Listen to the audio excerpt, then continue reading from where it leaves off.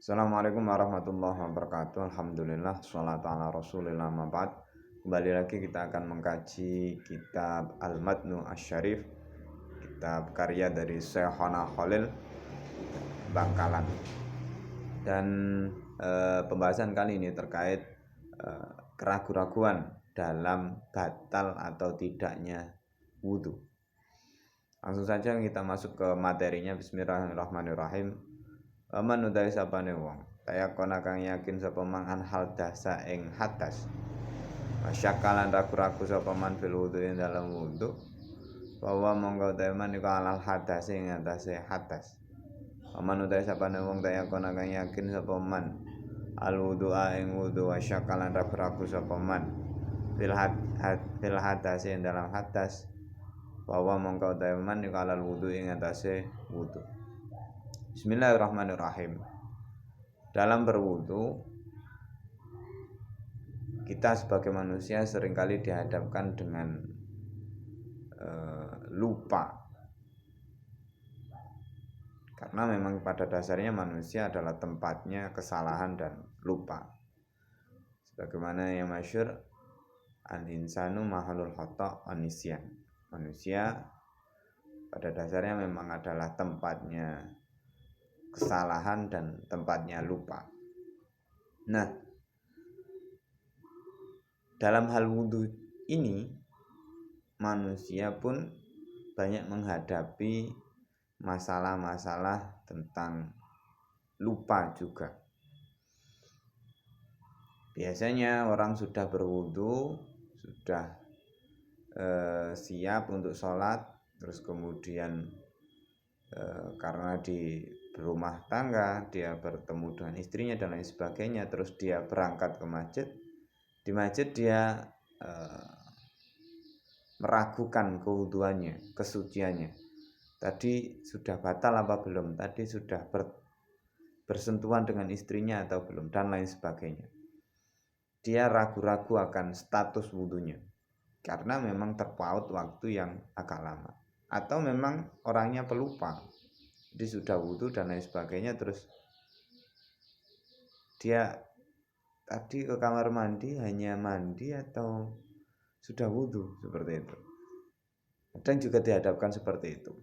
Nah, menghadapi hal-hal seperti itu, Syekhona Khalil memberikan satu jalan keluar yang mana ini juga sesuai dengan kaidah fikih, yakni al-yakinu la yuzalu bisyak. Keyakinan itu tidak bisa dihilangkan oleh keraguan-raguan.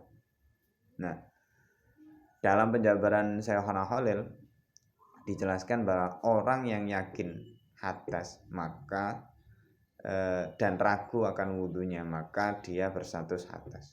Misal dia pasti hadas, lalu mandi, lalu berencana mandi dan wudhu. Oke, dia pasti hadas. Dia pergi ke kamar mandi, Dia ingat betul kalau mandi. Terus kemudian setelah keluar dari kamar mandi, dia benar-benar lupa apakah dia sudah wudhu atau belum. Tapi status awalnya dia tadi hadas sebelum mandi.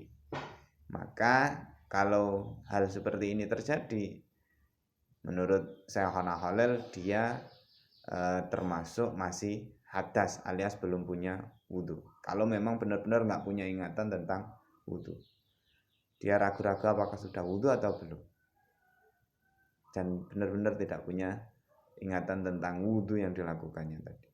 Benar dia punya rencana untuk wudhu setelah mandi, tapi dia lupa apakah sudah wudhu atau belum gitu. Maka menurut Syekhona Khalil dia berhukum masih hadas dan perlu wudhu lagi. Seperti itu. Atau kasusnya seperti ini.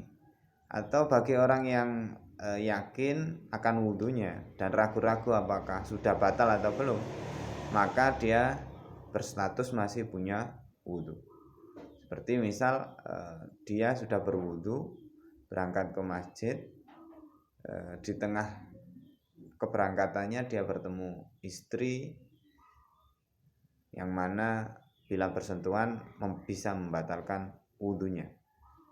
Nah, dia pergi ke masjid, tapi dia tidak ingat apakah tadi dia bersentuhan atau tidak ketika bertemu istrinya.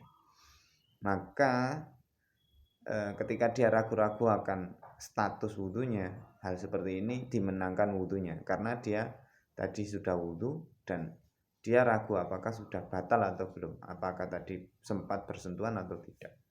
Maka hal seperti ini statusnya tetap punya wudhu, kecuali kalau dia benar-benar merasa bersentuhan ya. Kalau benar-benar merasa bersentuhan ya batal wudhunya. Nah, begitu juga ketika misal dia sedang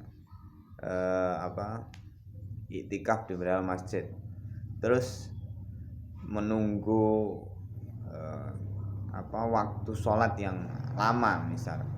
Terus di tengah penungguannya dia mempertanyakan, tadi sudah batal atau belum? Sudah buang angin atau belum? Karena benar-benar nggak punya ingatan tentang buang angin dan dia meragukan status wudhunya, tapi dia masih ingat bahwa dia sudah wudhu tadi, masuk masjid sudah wudhu, sudah statusnya suci, maka menurut Syekhona Khalil seperti ini, kasus seperti ini dimenangkan masih memiliki status wudhu. Itulah wudhu dan keraguan yang dijelaskan oleh Syekhona Khalil. Akhirul kalam, assalamualaikum warahmatullahi wabarakatuh.